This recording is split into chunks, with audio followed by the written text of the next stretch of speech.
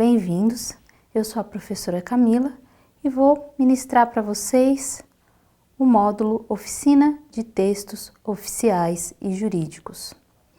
Hoje, nessa unidade, vamos falar acerca dos elementos básicos do processo de comunicação. O objetivo dessa aprendizagem é compreender os conceitos dos elementos básicos do processo de comunicação, reconhecer as funções da linguagem e entender a relação entre os elementos básicos do processo de comunicação e as teorias da comunicação. Vamos iniciar a nossa aula contextualizando um desafio. As funções da linguagem são utilizadas com diferentes intenções e para cada elemento da comunicação existe uma função da linguagem correspondente. São esses os elementos: função referencial, função emotiva, função poética, função fática, função conotativa e função metalinguística. Observe agora essa imagem. Analise as duas imagens a seguir e responda qual é a função da linguagem predominante em cada uma delas e explique o porquê de suas respostas. Vamos lá. Temos a primeira imagem. Acompanhe comigo. Nessa primeira imagem é possível observar uma propaganda do Guaraná Black. Nesse contexto, percebe-se a função denominada conotativa, que é aquela que é orientada para o destinatário e para tentar persuadi-lo. O texto diz: o Guaraná Black, abre aspas, é uma mistura do Guaraná Antártica que você já conhece, ou seja, argumenta para o espectador que o produto já é conhecido por ele, mas que agora existe uma novidade que foi agregada. Essa propaganda tenta convencer o leitor que é preciso que ele experimente o novo Guaraná Antártica. No que consiste então a função conotativa? A palavra conotativa tem origem em conotatum, que é um termo latino que significa influenciar alguma pessoa a partir de algum esforço. Já no caso da segunda imagem, a função que prevalece é a emotiva ou expressiva, pois percebe-se que a ideia é emitir um pensamento de quem fala, no caso o super-herói, e despertar um tipo de emoção. A cena tem um teor melodramático, apresenta um sentimento de tristeza e raiva do personagem com a pretensão de comover o espectador. O formato dos balões de diálogo e as palavras em negrito dentro deles também demonstram esse aspecto emotivo da mensagem. Finalizado assim o desafio, espero que você tenha acompanhado o meu raciocínio. Vamos agora para a introdução ao nosso tema. Nessa aula, você vai ver quais são os elementos básicos do processo de comunicação. Você conhecerá, por exemplo, os conceitos de emissor, receptor, mensagem, signo, informação, redundância, sintonia, contexto, retorno, código, sinal, canal, ruído, repertório. Também vai compreender as funções da linguagem, pois para cada elemento básico da comunicação há uma função da linguagem correspondente. Além disso, você vai verificar que muitos desses elementos foram abordados por teorias clássicas da comunicação e da linguagem. Vamos lá. Vamos falar agora sobre os elementos do processo comunicativo, iniciando com o emissor. O emissor é aquele que produz e emite a mensagem. Toda mensagem tem um emissor, seja ele uma pessoa, uma organização complexa que envolva milhares de pessoas. Já o receptor é o destinatário da mensagem, quem a recebe e a interpreta, pode ser um indivíduo ou um grupo ou um grande público. Já a mensagem é aquilo que o emissor transfere para o receptor. Trata-se de qualquer peça de comunicação, como uma aula, uma palestra ou um e-mail. Não é o que o emissor quer dizer, e sim o que ele diz de fato. As mensagens podem ser classificadas em informais, profissionais, sonoras, audiovisuais. Além disso, também podem ser divididas em temporais, espaciais ou espaço-temporais. Já os signos são elementos de uma mensagem, como palavra, gestos, imagens. A informação é o nome técnico dado ao conteúdo da mensagem. As informações podem ser muito pouco informativas, dependendo do grau de novidade. Já o conceito de sintonia não quer dizer simplesmente o entendimento da mensagem. Ela refere-se ao fato de que o receptor precisa estar conectado física e psicologicamente à mensagem. Código, ele pode ser visual, sonoro, tátil. Ele refere-se à linguagem em que a mensagem é transmitida. Toda e qualquer linguagem falada e escrita é um código. No processo de comunicação, é necessário que o emissor use um código conhecido do receptor. Já o retorno é quando o receptor responde à mensagem se convertendo em emissor, enquanto o emissor original se torna-se um receptor. Inicia-se assim uma conversação e a interação entre os dois é maior. Em relação ao contexto, nós podemos dizer que toda comunicação ocorre dentro de um contexto e a mensagem depende do contexto no qual ela está inserida. Há o contexto interno da mensagem e o contexto externo. O contexto externo poderia ser uma situação social, histórica. O contexto interno pode estar relacionado a uma situação psicológica. No caso da comunicação pela palavra, há o contexto verbal, relação das palavras entre si e o idioma utilizado, e o extraverbal, que são as circunstâncias em que as palavras são utilizadas. Além da interação entre as mentes, a comunicação humana também tem um princípio físico.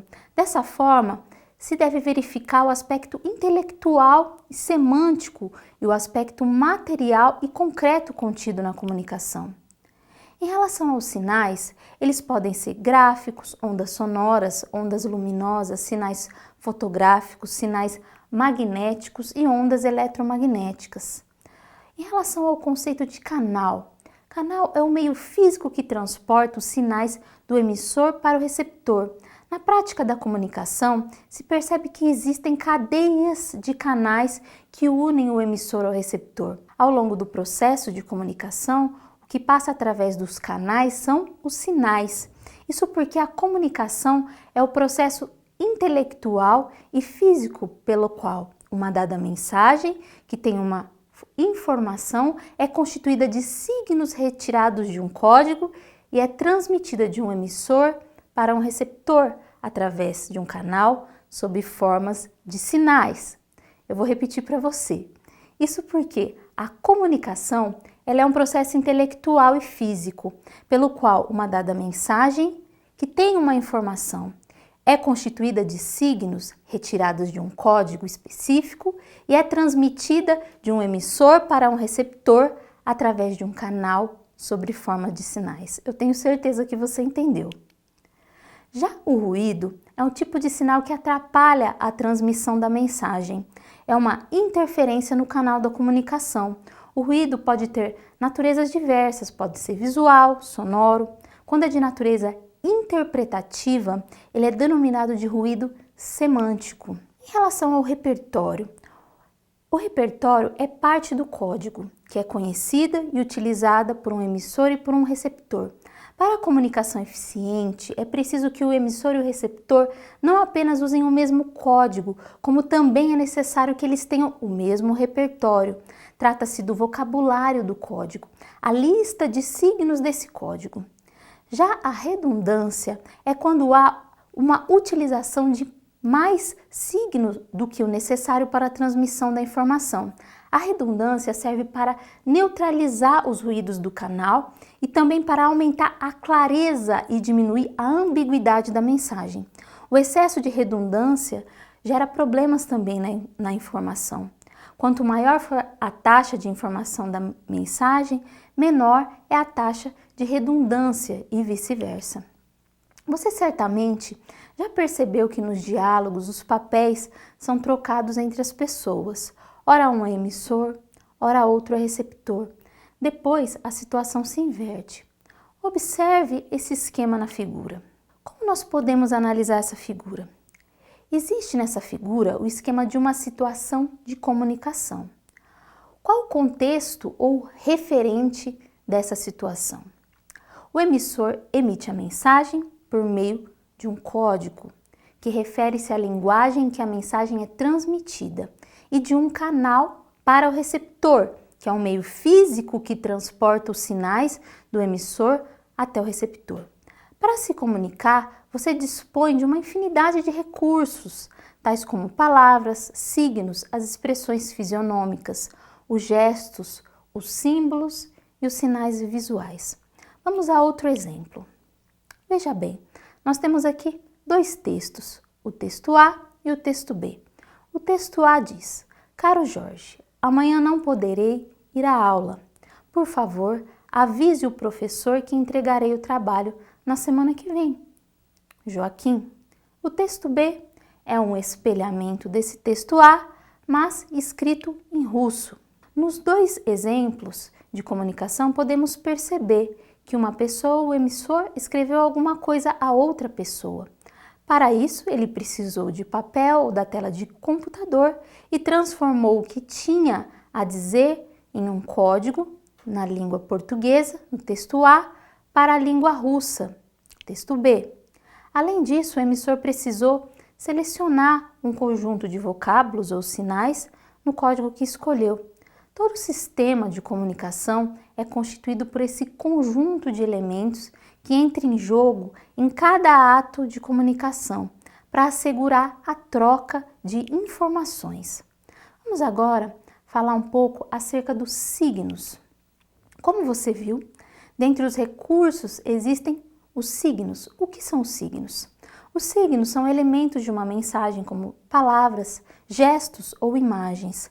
Eles podem ser divididos em signos verbais, as palavras que constituem uma língua, por exemplo, e os signos não verbais, que são os demais signos que não são a palavra falada ou escrita, como, por exemplo, os desenhos, os sons, as cores. Veja esse quadro. A primeira imagem é um exemplo de uma linguagem não verbal. A ideia de que é proibido estacionar está expressa por um meio de um sinal visual. Já a segunda é um exemplo de uma linguagem verbal, pois o conteúdo está expresso por meio de palavras. Um conjunto de signos que se relacionam entre si de forma organizada e constituem um sistema é o que se chama de linguagem. Dessa forma, é possível falar em linguagem do trânsito, em uma linguagem matemática, uma linguagem dos gestos. Já a língua se refere a outro tipo de linguagem, o único que utiliza palavras. A língua, portanto, é a linguagem verbal utilizada por um grupo de indivíduos, uma comunidade. Outro aspecto que você precisa lembrar é o de que a informação é sempre codificada. Se alguém diz, uma deliciosa eu maçã comi, a frase não tem sentido, mas se você diz, eu comi uma maçã deliciosa, o conteúdo pode ser compreendido. O código precisa ser conhecido e compreendido pelo receptor para que o emissor o utilize com a intenção comunicacional. Dessa forma, você precisa compreender que a utilização de um código requer um acordo prévio estabelecido entre o emissor e o receptor.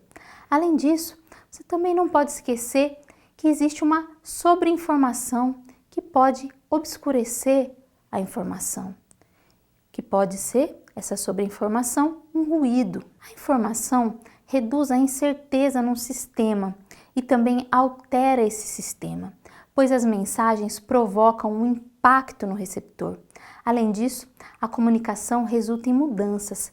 Esse processo de induzir mudanças por meio da comunicação é o que se chama de persuasão. Isso significa que, quanto mais significados proporcionar, mais eficaz é a comunicação. Isso quer dizer que quanto mais polissêmica e quanto mais as emoções despertar, mais eficiente é a comunicação. Assim, por exemplo, a obra clássica Os Lusíadas é muito comunicante, mas é pouco informativa. Nas ocasiões em que a comunicação é utilizada para passar uma determinada informação, a mensagem será mais eficaz quanto menos significados tiver. No âmbito dos elementos básicos do processo de comunicação, também é importante observar as funções da linguagem, e é o que falaremos no próximo tópico. Cada função da linguagem é utilizada com diferentes intenções. Embora haja uma função que predomine, vários tipos de linguagem podem estar presentes no mesmo texto. Segundo o linguista russo Roman Jakobson, para cada elemento da comunicação existe uma função de linguagem correspondente. Atualmente é consenso que as funções da linguagem são 6. Função referencial, emotiva, poética, fática, função conotativa e função metalinguística. Buller foi o autor que abordou 3 dessas funções, a referencial, fática e a metalinguística. Mais tarde, Jakobson acrescentou as outras 3 funções, emotiva, poética e conotativa. Vamos compreendê-las um pouco melhor? A função referencial é uma função dominante nas mensagens que precisa ser observada para uma identificação das outras funções. Ela sugere uma equivalência entre mensagem e contexto, pois reflete o mundo com mensagens claras, objetivas e sem ambiguidades. A terceira pessoa do verbo é que caracteriza a função referencial linguisticamente. Essa função é identificada nos noticiários de rádio e de televisão, pois a estrutura da mensagem veiculada é objetiva. Já a mensagem que é centrada no remetente possui uma função emotiva ou expressiva. A proposta é expressar a ideia de quem fala, despertar uma emoção, seja ela verdadeira ou não. Linguisticamente, ela é caracterizada pela primeira pessoa do verbo, bem como pelo uso de interjeições, adjetivos, advérbios e sinais de pontuação. Um exemplo do uso da função emotiva estão nas novelas. Já a função conotativa é orientada para o destinatário. Caracteriza-se pela segunda pessoa do verbo e por frases no vocativo e no imperativo, dando a ideia de ordem ou conselho ao destinatário. Dessa forma, a mensagem terá argumentos para persuasão muito utilizados na linguagem, por exemplo, da propaganda. Há também mensagens orientadas para o canal, cujo objetivo é prolongar ou interromper a comunicação a fim de verificar se o canal funciona. Trata-se da função fática.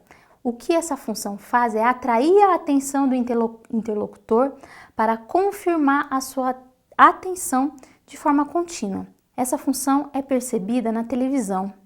Isso porque, devido aos cortes, à curta duração das matérias e dos programas, percebe-se uma tentativa de manter a atenção do espectador, mesmo nos intervalos comerciais. Já a função metalinguística se refere ao código. Ela ocorre quando é preciso verificar se o remetente e o destinatário estão usando o mesmo código, retornando por isso a ele. Basicamente, de acordo com Chalub, o código é um sistema de símbolos com uma significação fixa, convencional, cujo objetivo é representar a organização dos sinais na mensagem, circulando pelo canal entre a emissão e a recepção. Já a função poética é uma mensagem que está voltada para si mesma, suas características físicas, sonoras e visuais. A função poética está predominantemente na estrutura da construção da poesia segundo Jakobson. Dessa forma, no caso da função poética, as outras funções ficam subordinadas a ela, ou seja, ficam no segundo plano. Vamos falar agora em relação ao código. Os engenheiros da comunicação utilizam o conceito de um código predeterminado entre o emissor e o receptor. Já a linguista Saussure utiliza o conceito de código como uma forma que possibilita a troca de mensagens entre o emissor e o receptor. Segundo a teoria da comunicação, o código se refere a uma transformação convencionada de termo a termo irreversível. Com essa transformação, a mensagem passa pelos processos de codificação e decodificação. O código combina o significante com o significado e vice-versa. Para aproveitar melhor a teoria da comunicação e da linguística, na concepção de Jakobson era preciso operacionalizar o conceito de código de Saussure. Também era importante ampliar o conceito elaborado pelos engenheiros da comunicação. O código, assim, não era apenas um conteúdo cognitivo, e sim o estilo dos símbolos léxicos, de variações livres, de elipses e de subcódigos, ou seja, o código não era estático. Agora vamos falar acerca dos elementos básicos da teoria da comunicação. Shannon propôs o esquema do sistema geral de comunicação. Para o autor, o problema da comunicação se refere a reproduzir num determinado ponto, de forma exata ou aproximada, uma mensagem selecionada em um outro ponto. Você pode perceber que se trata de um esquema linear, com uma origem e um fim. Assim, a comunicação seria composta por uma fonte, que produz a mensagem, um codificador ou um emissor, que recebe a mensagem, os sinais, com o objetivo de fazer com que ela seja transmissível, um canal, que é o meio para transportar os sinais, o decodificador ou receptor, que reconstrói a mensagem com base nos sinais, e por fim a destinação, ou seja, a pessoa ou coisa para a qual a mensagem é transmitida. Na figura, você pode ver o esquema da teoria de Shannon. Como você pode perceber, ela já trazia alguns dos elementos básicos do processo de comunicação estudados até hoje. A intenção de Shannon era quantificar o custo de uma mensagem ao delinear um quadro matemático. Era preciso fazer a verificação de uma comunicação entre dois polos de um sistema e observar a questão dos ruídos, ou seja, as perturbações de ordem aleatória. Esses ruídos não são desejáveis, já que impedem o isomorfismo, que significa a correspondência plena entre dois polos. Em resumo, o esquema da figura apresentada ilustra a seguinte questão: em cada processo comunicativo deve haver sempre uma fonte ou nascente da informação, a partir da qual é emitido um sinal por meio de um aparelho transmissor.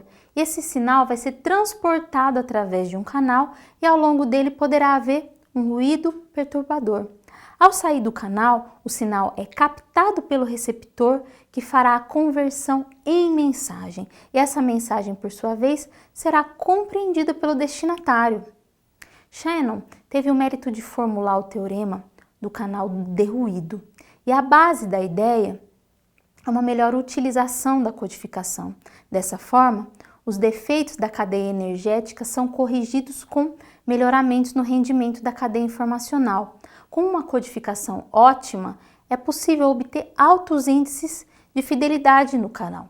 A grande questão era então estabelecer um modo mais econômico, rápido e seguro de codificar uma mensagem sem que a presença do ruído causasse problemas à transmissão.